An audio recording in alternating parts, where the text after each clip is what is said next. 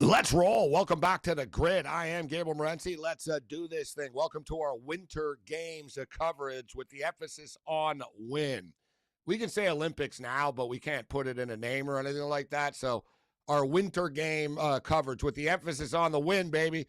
Let's do this thing. So we pick up the pieces following the Super Bowl, and normally there's a big letdown after the Super Bowl for sports fans. And I get it. There's still somewhat of a letdown for football fans right now, but I'm a Buffalo Bill fan, and I was let down weeks ago, all right? So unless you are a Patriot or a Seahawk fan, you've been let down a while ago.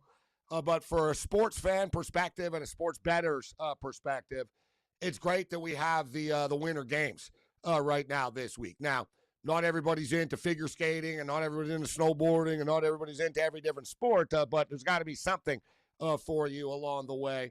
And truth be told, if you're not interested in betting on like mixed curling doubles, or you're not interested in some short track speed skating picks, then maybe this isn't the right show for you. Right, this is what we're here for. You guys know I love betting on sort of the exotic, different type of events and stuff like that, and we've been scorching hot, although we did lose our Italy to win the gold in mixed curling doubles. That was the first event to start before the opening ceremony, and we'll get to that momentarily, but the Olympic Games have begun. Everybody was focused in on the Super Bowl for the most part, but now it gets real. And let's be honest as well, in North America, and it's cool to see as a hockey fan that the sport has taken center stage, but in North America and NBC and stuff, everybody's really excited coming off the Four Nations last year of seeing NHL players in the Olympics go head-to-head for a gold medal, best on best rosters. The only downfall is Russia's not in this thing. They're banned from competition, from the hockey competition. There are Russian athletes in the Olympics, but the International Ice Hockey Federation runs their own operation, and they're not letting Russia participate in this. And not having Russia in a hockey tournament's like not having like the Dominican Republic in a baseball tournament, right? Like they're pretty good at this stuff. You know what I'm saying? In fact, like they're really good at it. So not having Russia is a little bit of a, it takes a little bit of the shine up, but not really. The fact is, too, Russia hasn't done well with the pros in the Olympics, so that's one thing that you can kind of say. But one country that does do well in the Olympics historically has been Norway, and Norway have become the kingpins of the Winter Games. They were the favorites, and we talked about it coming into the games. You could get it at like minus 145, minus 150, but people started to bet it, and it went up. It's currently minus 275 right now that Norway will have the most gold medals in the Winter Games. And for the record, they've had the most gold medals in the last three consecutive Olympic Games, 2014, 2018, 2022. The last Olympic Games, they had 10 more gold medals than their nearest competitor, which was Germany. All right, so Norway are the kingpins as far as the medal count is concerned generally, and they're off and running already. Norway have 3 gold medals. They got a silver, and they got 2 bronze. They just rack them up in the Nordic sports. So they got 6 total medals already. Switzerland off to a nice start. Switzerland's got 3 gold medals, 1 silver, 1 bronze. Japan's got 2 gold. The USA's got 2 gold. Breezy Johnson wins a gold medal, as well as the U.S. Mixed figure skating team, which figure skating is cool. Like, they don't really take bets on it too much. You got to bet it in advance and stuff because of the judging and the meets, and it's hard to live in-game bet. But man, these girls are flying around. These dudes are flying around on the rink. So the big stories of the day today. We did have a world record. We had a couple of world records broken, actually, almost like back-to-back earlier in the day. And Judah Leardom she's already viral as it is. Number one, because she's hot and she's a speed skater, so she's wearing, whatever. She's super viral as it is. And, oh, yeah, by the way, her boyfriend is Jake Paul, which is just super annoying right on top of it, because I don't want to talk about Jake Paul. If I want to talk about like a D-rate, promoter, A-rate promoter, D-rate fighter, we'll tune into the Combat Sports Report. But Judah Leardman deserves her flowers. She broke a record that was set just minutes earlier. She wins the gold medal in speed skating, representing the Netherlands. She is dominant. Great, great athlete. And like I said, she's super viral online and stuff like that. And so she wins gold today. That was a big story of the day. And somehow Jake Paul gets a ton of attention because it's his girlfriend that wins today. But in the USA, a big story. And curling has really grown in the U.S. Curling is massive, it's like a Canadian thing. And Canadians love curling. And not all, like people think all Canadians know curling and stuff. They don't. It's like a regional sport in Canada, but it is very popular in certain parts of Canada, curling.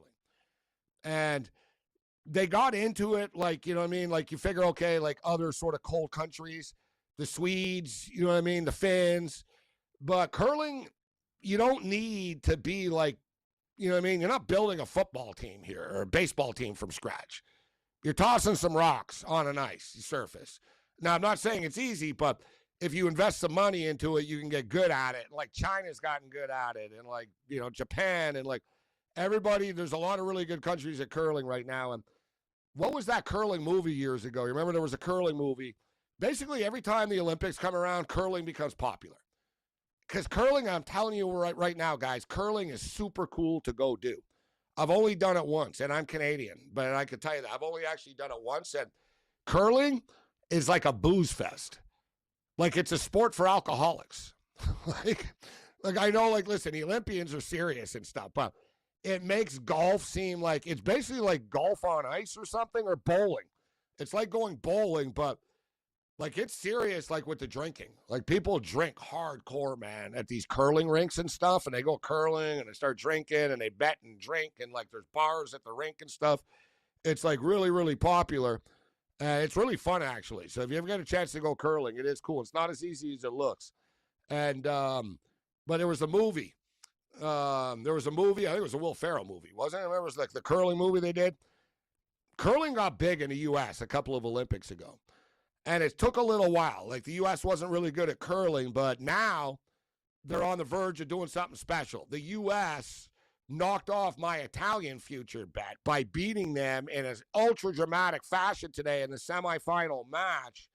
And the USA is playing in the gold medal match tomorrow, mixed curling doubles for the first time in their history. Corey Droppin and Corey Thies is the team. They're both named Corey, ironically enough. But so it's like mixed doubles. And they're taking on Sweden, who's like a brother and sister combo. And I'll tell you what, the USA are like minus 175 favorites, so we'll give you some picks for this stuff after. We'll get into the women's hockey and get you caught up what's going on with that. But the USA, they played Italy last night in the overnight hours after the Super Bowl. And it was a preliminary match, but they were both guaranteed spots in the semifinal. But it was like who's going to play who and whatnot and stuff. And Italy beat them, but it was close. It was 7-6. And then they played again today in the elimination game, and the USA pulled it out. 9-8. They won late, dramatic fashion. It was a crazy game. And high-level curling. Just like the highest of the highest level curling. And we'll get into that when we get into our best bets because they're not missing. Like, these teams, like the women are good, the dudes are good. You put them together and stuff, and it's deadly. And it was just like, I don't profess to be the biggest curling expert in the world, but, watching the broadcast, it was just sort of like they were amazed. Wow, another great shot. One great shot after another, which led to a lot of high-scoring games because everybody's making their shots. So this USA team just beat the Italians, the defending gold medal champions, in Italy. And the Italian dude smashed his broom after and started yelling in Italian after they lost. He was not happy that they lost today. Neither was I. I picked them to win gold. But USA versus Sweden tomorrow. We'll give you our pick a little bit later on. We'll hit the women's hockey on the other side. Let's roll.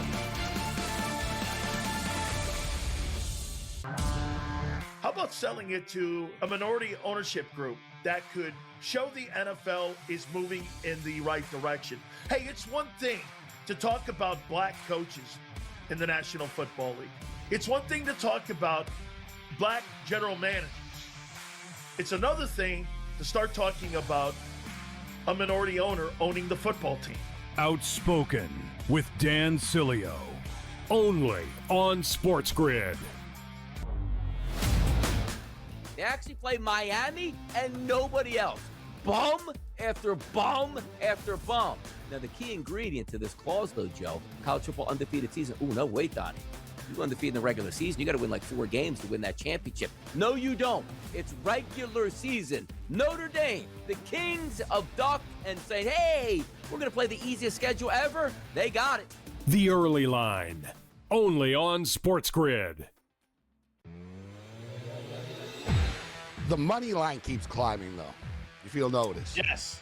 The point spread hasn't moved. It's been locked in at 4.5. The money line, though, keeps creeping up, man. It was 210, and it's funny because normally you figure the number will be correlated, right? It's like, all right, the money line, the point spread's this, that means the money line is that, which tells us there's a lot of money line plays coming in on Seattle. In-game live, only on SportsGrid.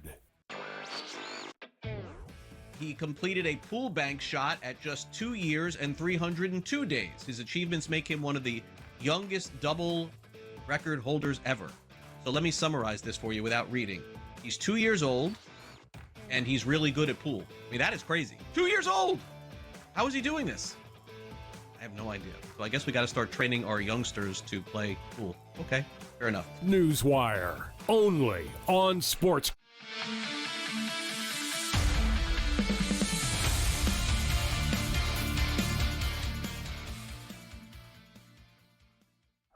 All right, we're rolling along here. SportsGrid Television Network, Roku Television, and more. I am Gabe Morency. Back from San Francisco, we go from one big game to the other big games. And like I said, it's great that we have the winter games to carry us over post-Super Bowl. So we'll get into the men's hockey later in the week. I've always got a sentimental sort of special feel about that. My grandfather played in the Olympics in 1936 for Team Canada's hockey team. We'll get to that later in the week. When the men start, that starts like Wednesday night, overnight hours, early Thursday morning. But the women's tournament has started. And let's be real, it's a 2-team tournament. You know, point blank, there's no ifs, ands, or buts about that between Canada and the USA when it comes to women's hockey.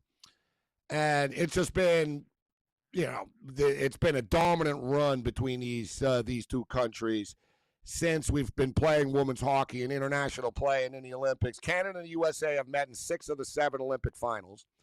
23 of the, think about this, the last 24 years, they have met 23 of the 24 times in the World Championship game.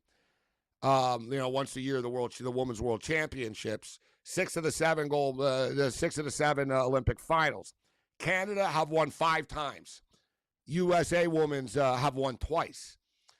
But the pendulum could be swinging now. Now, Canada are the defending gold medal champions. They won the last Olympic gold in women's hockey. But the USA won the world championship this past year. And the USA have been beaten the Canadian women 6 straight times. All right. Now, they play this big, they play like this big tournament called the Rivalry Series every year as well. Because they're the 2 best teams, so like they need the competition. So they play against each other. It's called the Rivalry Series. They'll play 2 games in the USA and 2 games in Canada, 4 games. And the USA just like tore Canada apart.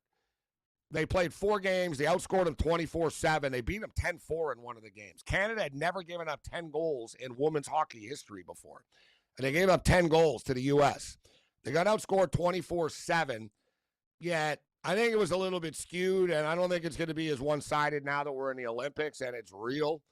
And now that they've both played a couple of games in the Olympics, we have a little bit of an eyeball test that we've seen with these 2 teams. But they play tomorrow, and this is one of the big showcase showdown games in North America. Listen, USA and Canada might not play each other in men's hockey. There's no guarantee.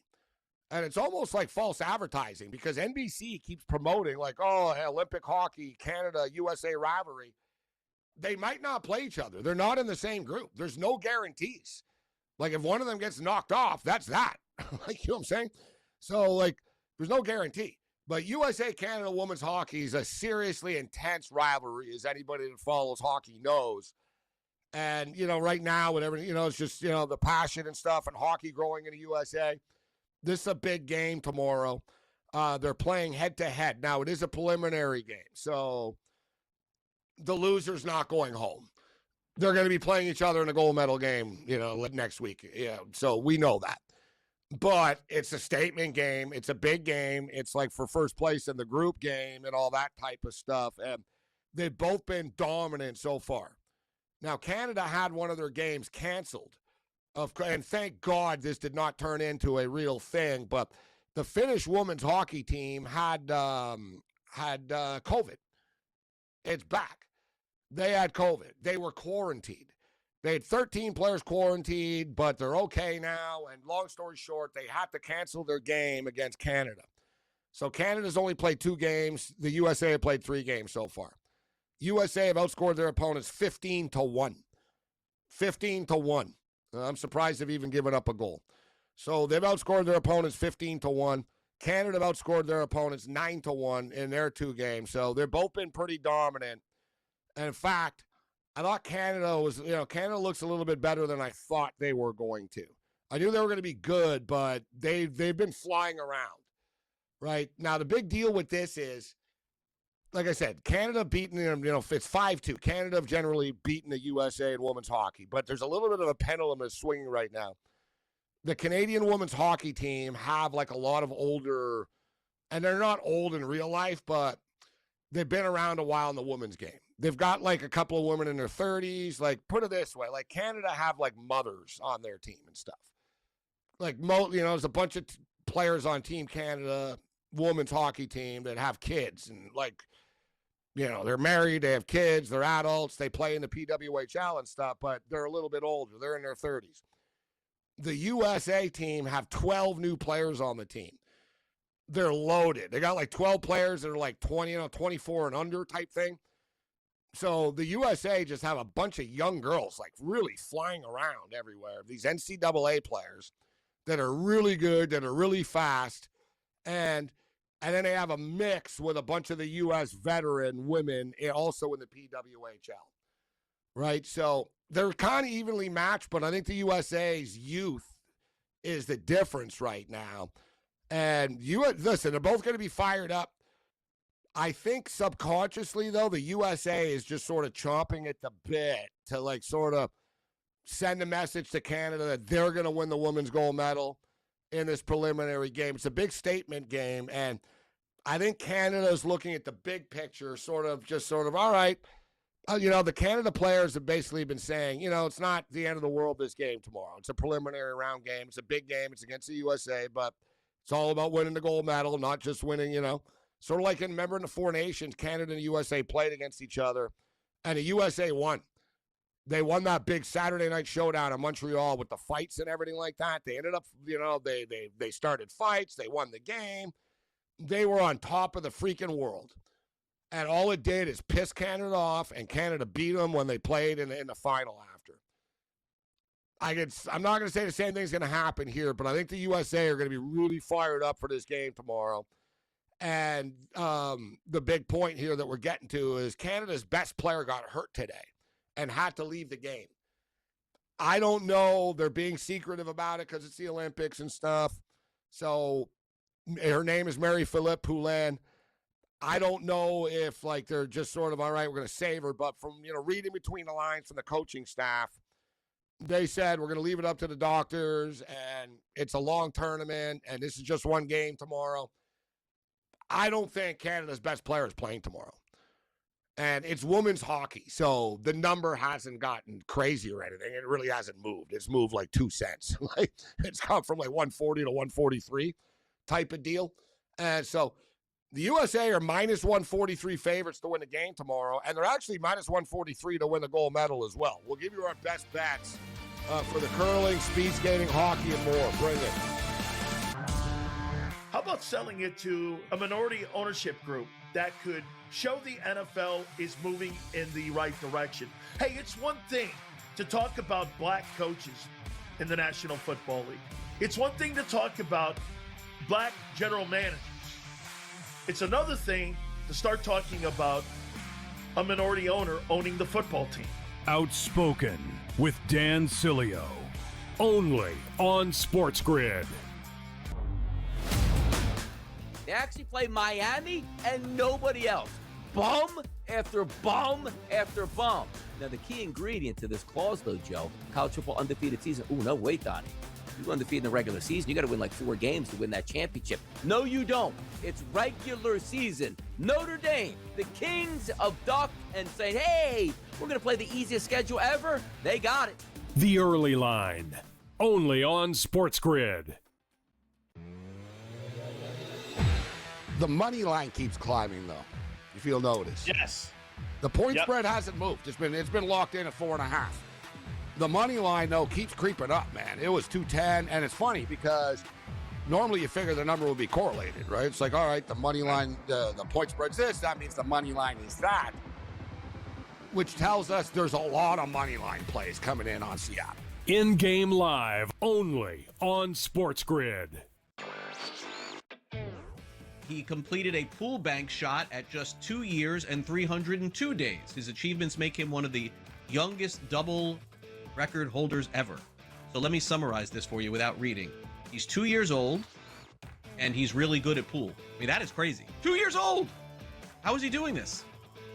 I have no idea. So I guess we got to start training our youngsters to play pool. Okay, fair enough. Newswire, only on SportsGrid.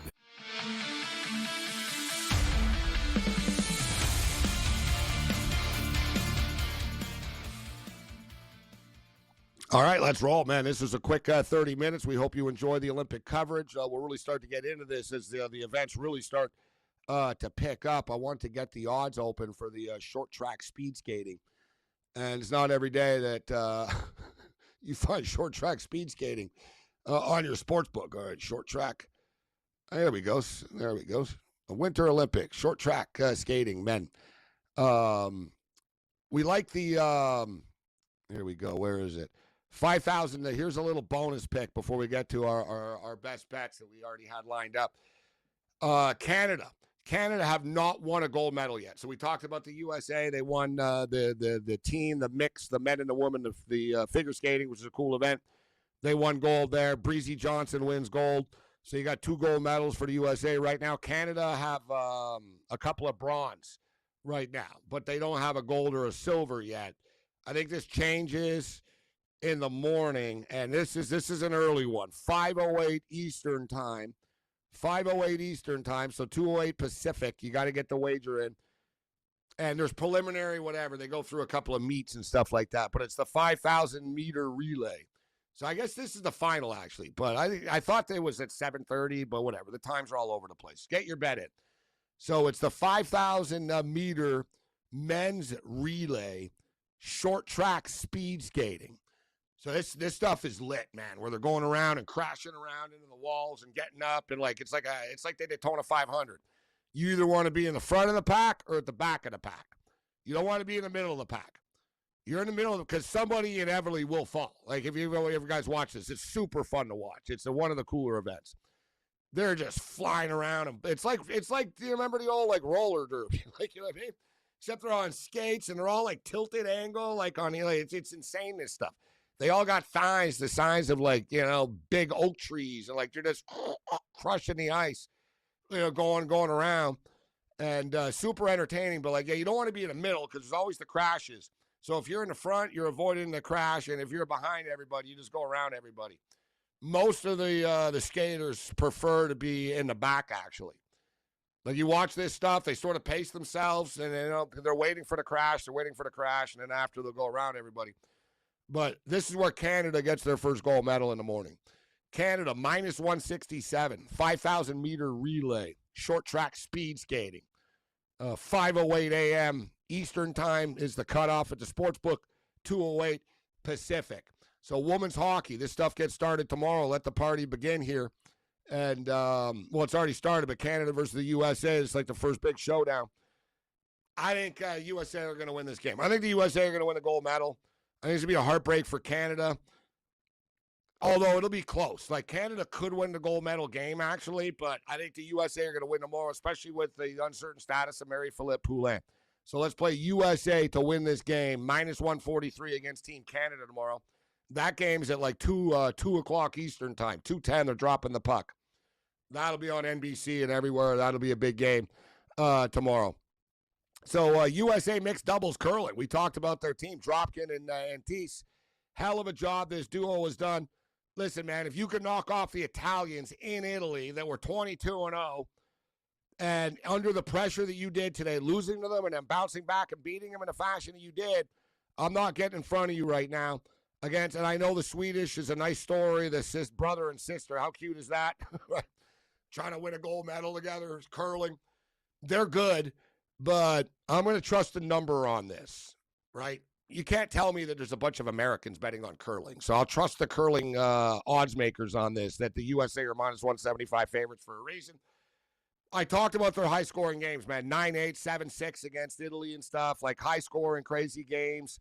All these games, like everybody is pretty good, man. Great Britain's great at this. Italy is good. So the total is 12.5. Let's go over Sweden, USA, over 12.5. So we're pro-USA here tonight. USA women's hockey wins tomorrow. USA mixed doubles curling is going to win their first ever gold medal event tomorrow. The game's going to go over 12.5 rocks tomorrow. It's going to go over 12.5. And then Italy, who were 22-0 coming into this thing, the defending gold medal champions. Like I said, Buddy was upset that they lost. So he smashed his broom and stuff. You know they're going to be, it's a little bit of a letdown that they didn't win the gold medal, but they are in Italy. And the girls from Milan and stuff on the team. And they're a world-class team. I can't see them not getting a medal. I think they'll be happy if they can squeeze a bronze out of this. Everybody says the same thing about the Olympics if you're an athlete. Silver is the medal you don't want to win. It sounds crazy to say that. I will talk about it throughout the week. And I know my grandfather got a silver medal, and he told me, he goes, I didn't win silver, I lost gold. And right, that's the way you look at it. If you win a bronze medal, you're like, yeah, I got a bronze medal. Yeah, I got a medal. That's all right. You win silver, you're like, damn, it's not gold, man. You know what I mean? But Italy gets bronze, and it goes over 12.5 against Great Britain. We'll have a bunch of more picks tomorrow night, 10:30 Eastern time. We'll be doing this throughout the Olympic Games. And, of course, we'll be back with In-Game Live tomorrow night at 8 o'clock Eastern. Other than that, you're on your own. May the winners be yours. How about selling it to a minority ownership group that could show the NFL is moving in the right direction? Hey, it's one thing to talk about black coaches in the National Football League. It's one thing to talk about black general managers. It's another thing to start talking about.